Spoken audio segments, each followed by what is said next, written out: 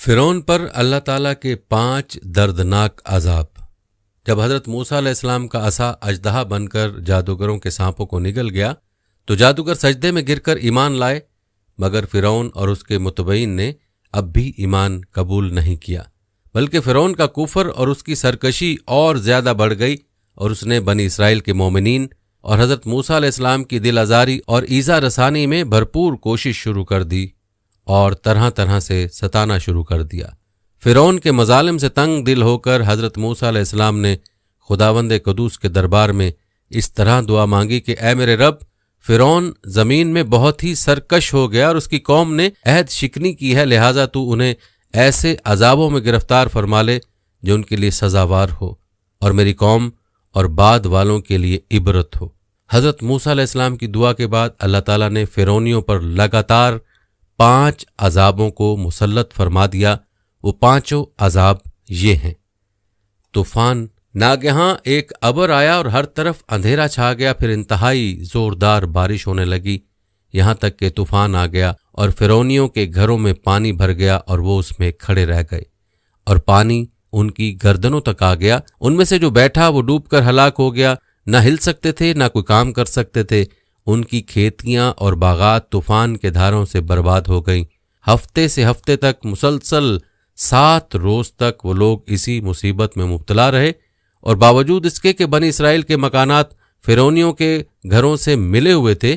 مگر بنی اسرائیل کے گھروں میں سیلاب کا پانی نہیں آیا اور وہ نہایت ہی امن و چین کے ساتھ اپنے گھروں میں رہتے رہے۔ جب فرعونیوں کو اس مصیبت کے برداشت کرنے کی تاب و طاقت نہ رہی اور وہ بالکل ہی عاجز ہو گئے، تو ان لوگوں نے حضرت موسیٰ علیہ السلام سے عرض کیا کہ آپ ہمارے لیے دعا فرمائیے کہ یہ مصیبت ٹل جائے تو ہم ایمان لائیں گے اور بنی اسرائیل کو آپ کے پاس بھیج دیں گے۔ چنانچہ آپ نے دعا مانگی تو طوفان کی بلا ٹل گئی اور زمین میں ایسی سرسبزی اور شادابی نمودار ہوئی کہ اس سے پہلے کبھی بھی دیکھنے میں نہ آئی تھی۔ کھیتیاں بہت شاندار ہوئیں اور غلوں اور پھلوں کی پیداوار بے شمار ہوئی۔ یہ دیکھ کر فرعونی کہنے لگے کہ یہ طوفان کا پانی تو ہمارے لیے بہت بڑی نعمت کا سامان تھا۔ پھر وہ اپنے عہد سے پھر گئے اور ایمان نہیں لائے، اور پھر سرکشی اور ظلم و عصیان کی گرم بازاری شروع کر دی۔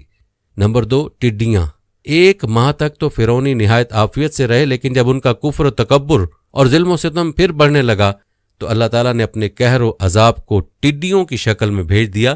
کہ چاروں طرف سے ٹڈیوں کے جھنڈ آ گئے، جو ان کے کھیتوں اور باغوں کو یہاں تک کہ ان کے مکانوں کی لکڑیاں تک کو کھا گئے،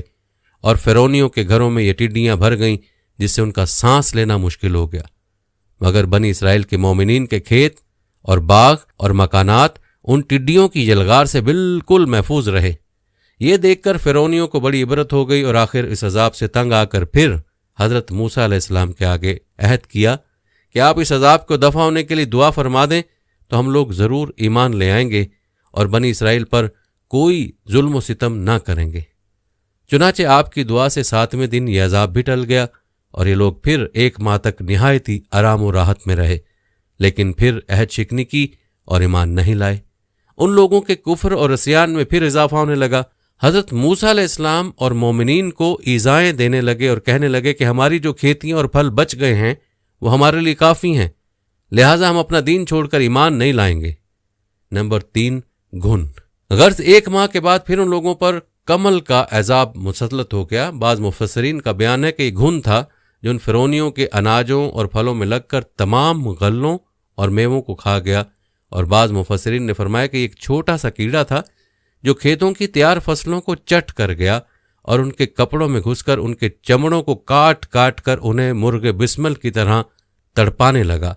یہاں تک کہ ان کے سر کے بالوں، داڑھی، مونچھوں، بھووں، پلکوں کو چاٹ چاٹ کر اور چہروں کو کاٹ کاٹ کر انہیں چیچک رو بنا دیا۔ یہ کیڑے ان کے کھانوں،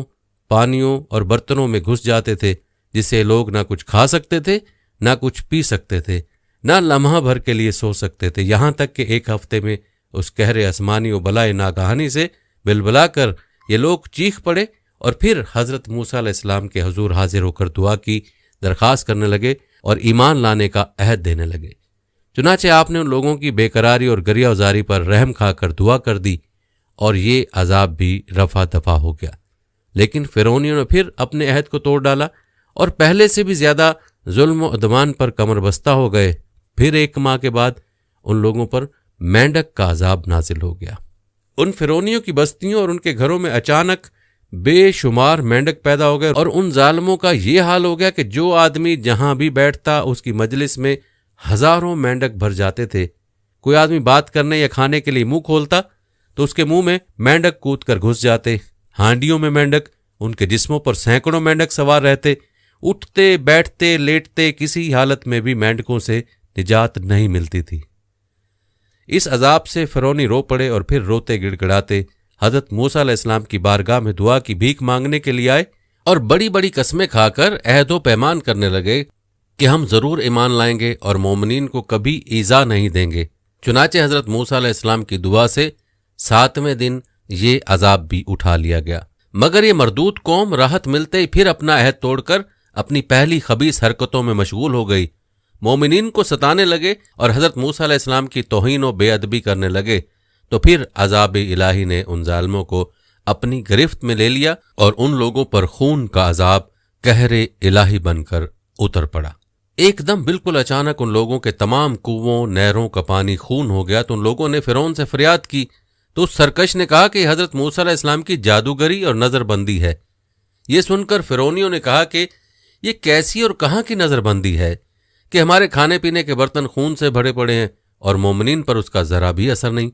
تو فرعون نے حکم دیا کہ فرعونی لوگ مومنین کے ساتھ ایک ہی برتن سے پانی نکالیں، مگر خدا کی شان کہ مومنین اسی برتن سے پانی نکالتے تو نہایت ہی صاف شفاف اور شیریں پانی نکلتا، اور فرعونی جب اس برتن سے پانی نکالتے تو تازہ خون نکلتا۔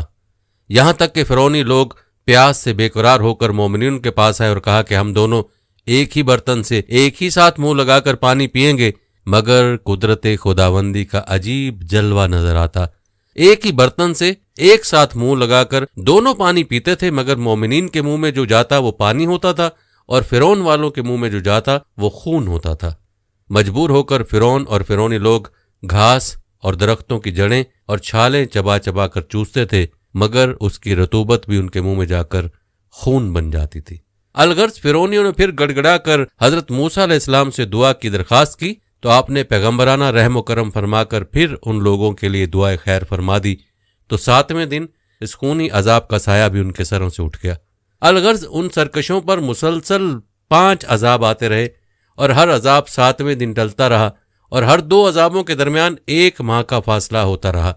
مگر فرعون اور فرعونیوں کے دلوں پر شقاوت و بدبختی کی ایسی مہر لگ چکی تھی کہ پھر بھی وہ ایمان نہیں لائے اور اپنے کفر پر اڑے رہے، اور ہر مرتبہ اپنا عہد توڑتے رہے، یہاں تک کہ اللہ تعالیٰ کے قہر و غضب کا آخری عذاب آ گیا کہ فرعون اور اس کے متبعین سب دریائے نیل میں غرق ہو کر ہلاک ہو گئے، اور ہمیشہ کے لیے خدا کی دنیا ان عہد شکنوں اور مردودوں سے پاک و صاف ہو گئی، اور یہ لوگ دنیا سے اس طرح نیست و نابود کر دیے گئے کہ روئے زمین پر ان کی قبروں کا نشان بھی باقی نہیں رہ گیا۔ قرآن مجید نے ان مذکورہ بالا 5 عذابوں کی تصویر کشی جن الفاظ میں کی ہے اس کا ترجمہ آپ کے ساتھ بیان فرماتے ہیں۔ تو بھیجا ہم نے ان پر طوفان اور ٹڈی اور گھن یا کلنی یا جوئیں اور مینڈک اور خون، جدا جدا نشانیاں، تو انہوں نے تکبر کیا اور وہ مجرم قوم تھی، اور جب ان پر عذاب پڑتا تو کہتے اے موسیٰ ہمارے لیے اپنے رب سے دعا کرو اس عہد کے سبب جو اس کا تمہارے پاس ہے، بے شک اگر تم ہم پر سے عذاب اٹھا دو گے تو ہم ضرور تم پر ایمان لائیں گے اور بنی اسرائیل کو تمہارے ساتھ کر دیں گے۔ پھر جب ان سے عذاب اٹھا لیتے ایک مدت کے لیے جس تک انہیں پہنچنا ہے، جب ہی وہ پھر جاتے تو ہم نے ان سے بدلہ لیا تو انہیں دریا میں ڈبو دیا، اس لیے کہ ہماری آیتیں جھٹلاتے اور ان سے بے خبر تھے۔ ان واقعات سے یہ سبق ملتا ہے کہ عہد شکنی اور اللہ کے نبیوں کی تکذیب و توہین کتنا بڑا اور ہولناک جرم عظیم ہے کہ اس کی وجہ سے فرعونیوں پر بار بار عذاب الہی قسم قسم کی صورتوں میں اترا، یہاں تک کہ آخر میں وہ دریا میں غرق کر کے دنیا سے فنا کر دیے گئے۔ لہٰذا ہر مسلمان کو عہد شکنی اور سرکشی اور گناہوں سے بچتے رہنا لازم ہے کہ کہیں بدعمالیوں کی نحوستوں سے ہم پر بھی قہر الہی عذاب کی صورت میں نہ اتر پڑے۔